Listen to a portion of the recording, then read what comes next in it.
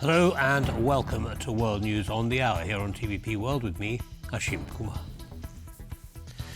Breaking news from the Venezuelan capital, Caracas, where explosions were reported on Saturday morning. US President Donald Trump has ordered strikes inside Venezuela, including on the country's military facilities. That's according to CBS's security editor and White House reporter. The Venezuelan government has called to activate mobilization plans and declared a state of emergency. Caracas, Venezuelan capital, is being rocked by explosions, with helicopters seen flying over the burning urban areas. The shocking footage coming out shows multiple explosions with plumes of smoke billowing into the night sky. Reportedly, the southern area of the Caracas, where a major Venezuelan military base is located, was left without power.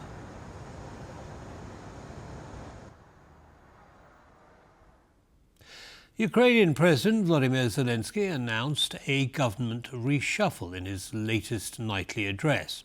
Kyiv will now have a new defense minister, among other changes. Shmyhal, the outgoing defense minister, will remain part of Zelenskyy's team, but Mykhailo Fedorov, involved in the drone line project, will take over his ministerial duties. First, Kyirylo Budanov has been appointed head of the Office of the President. Kyirylo has the experience and strength necessary to focus the office's work on security issues in the negotiation process. Second, Oleg Ivashchenko will head the main intelligence directorate of the Ministry of Defense. He previously served in the directorate and led the Foreign Intelligence Service of Ukraine. He is a highly qualified professional.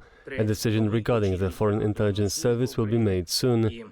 Third, a new head of the State Border Guard Service of Ukraine will be appointed, and I expect the Minister of Internal Affairs to propose candidates.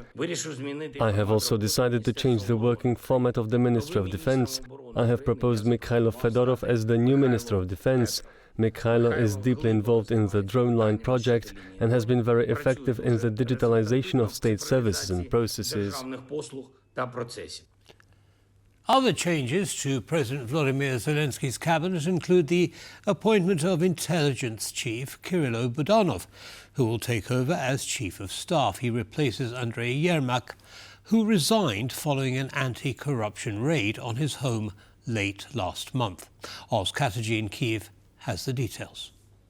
Ukrainian President Volodymyr Zelenskyy has announced that Kyirylo Budanov will be his new chief of staff, replacing Andrei Yermak, who stepped down at the end of 2025 following a probe by the National Anti-Corruption Bureau into alleged offences that took place in the state-owned nuclear power agency Energoatom. Mr. Budanov stepping down as the head of Ukraine's intelligence services, the HUR, which he has led since 2020. President Zelenskyy says this appointment is to refocus the president's office on matters of security and defense. In a statement on Friday, here is what the president had to say.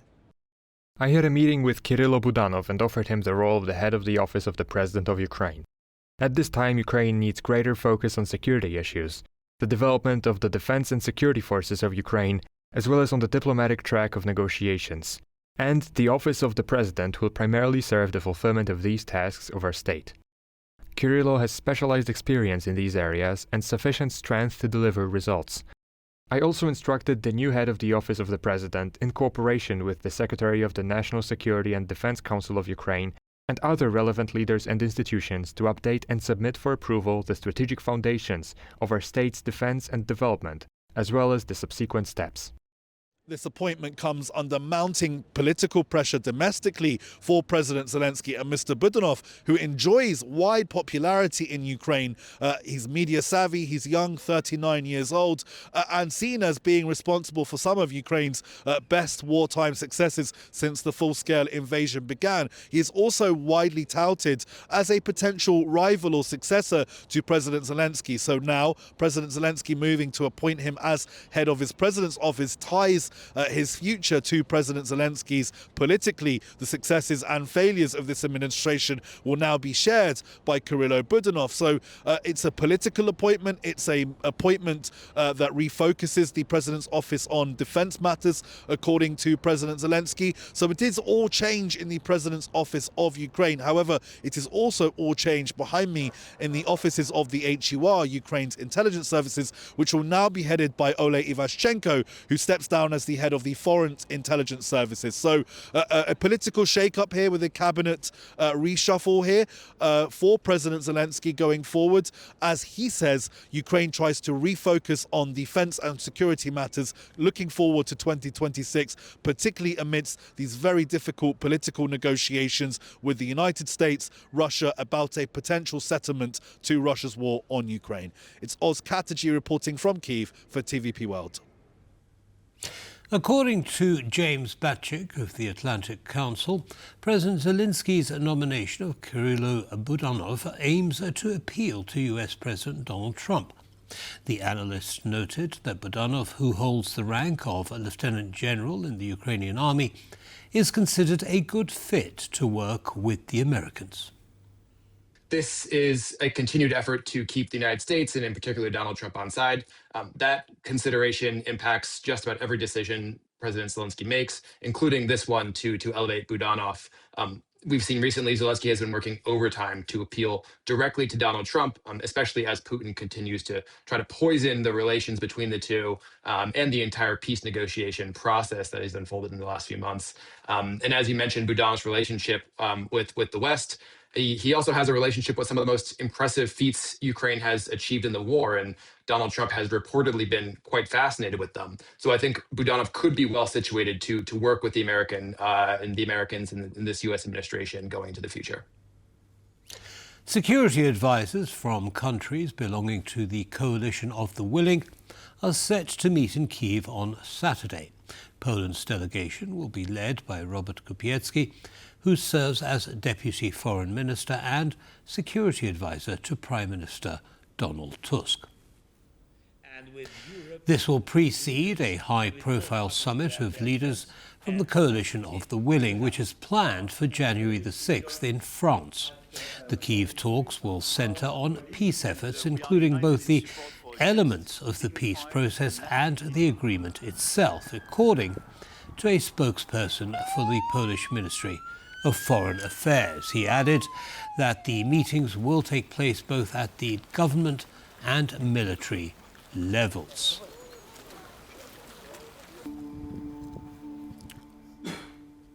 Ukraine's Foreign Intelligence Service has warned on X that the Kremlin may be preparing a large-scale provocation, including civilian casualties, aimed at derailing US-mediated peace efforts. Officials say Russia could stage a false flag attack at a symbolic site in Russia, possibly around the Julian Christmas, and then falsely blame Ukraine using fabricated evidence. The Kremlin is preparing a large-scale provocation with human casualties. The Foreign Intelligence Service of Ukraine is warning of the continuation of the Kremlin's special operation to disrupt peace negotiations mediated by the USA. The operation is complex in nature. After the so-called attack on Putin's residence, we are seeing the Kremlin spreading new falsified information to prepare Russian and foreign audiences for further escalation. We predict with high probability a transition from manipulative influence to the Russian Federation Special Services armed provocation, resulting in significant human casualties. The expected time, on the eve of or during the celebration of Christmas according to the Julian calendar. The location of the provocation may be a religious building or other object of high symbolic significance either in Russia or in the temporarily occupied territories of Ukraine. To falsify evidence of Ukraine's involvement, it is planned to use fragments of Western-made strike UAVs, which will be delivered to the site of the provocation from the line of combat. Exploiting fear and committing terrorist acts with human casualties under a foreign flag is entirely consistent with the modus operandi of Russian special services. Putin's regime has repeatedly used this tactic within the Russian Federation, and now this same model is being exported abroad, as indirectly confirmed by public statements from senior Russian officials. We appeal to the media to question and thoroughly verify the materials published by the Kremlin and not to spread Russian fakes. A ship suspected of causing cable damage in the Baltic Sea and seized by Finland has been revealed as carrying sanctioned Russian steel. That's according to local authorities, who say the vessel was sailing under the flag of St. Vincent and Grenadines and heading from Russia to Israel. Kazimierz Wyszak reports. This is Fidberg, the ship seized by the Finnish authorities in the Gulf of Finland earlier this week. It's suspected of cutting underwater communications cables between Finland and Estonia. And if that's not bad enough, the Finnish Customs Service has revealed the ship has sanctioned Russian steel on board. Preliminary information indicated that the cargo consisted of steel products originating in Russia, which are subject to extensive sanctions. Import of such sanctioned goods into the EU is prohibited under EU sanctions regulations. The Finnish authorities are now looking into whether they can even charge the ship's crew over its cargo, since it wasn't trying to offload it in Finland. In fact, it's going to be a challenge to bring charges against the crew at all, even over the suspected cutting of cables. The difficulties of attributing responsibility and also establishing intention of damaging something can be quite complicated, as can be the jurisdictional questions. This is not the first time that Finland stopped a ship suspected of damaging underwater cables. Eagle S was seized by the Finnish Coast Guard just over a year ago for a similar offence.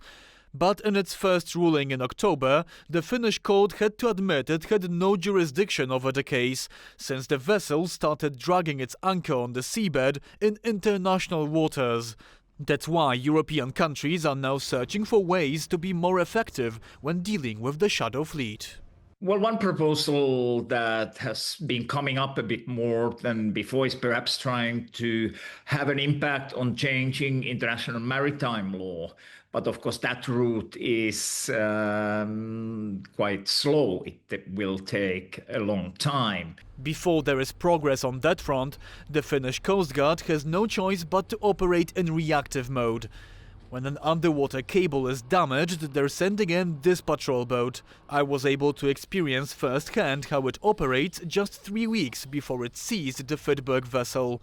While it's certainly impressive, these officers are often held back by international law. As a coastal state, we are not intervening as a general rule in international waters. Our task is to be prepared from the point of view of our legal tasks. Russia is estimated to be earning between $8 to $9 billion annually from selling just sanctioned oil using the shadow fleet. This money is then used to fuel the ongoing invasion of Ukraine. For TVP World, I'm Kazimierz Wyszak. Snowy winter weather has disrupted daily life in Poland and neighbouring countries. The Harachov border crossing on the Polish-Czech border is closed to trucks until 6 p.m. local time on Sunday due to difficult road conditions caused by heavy snowfall. Unfavourable weather conditions have caused Czech authorities to once again postpone the opening of the crossing to truck traffic by several days. It was previously announced that it would reopen on Friday at 12 p.m. The road has been impassable since Wednesday. Meteorologists have warned of more blizzards and snowstorms in southern Poland.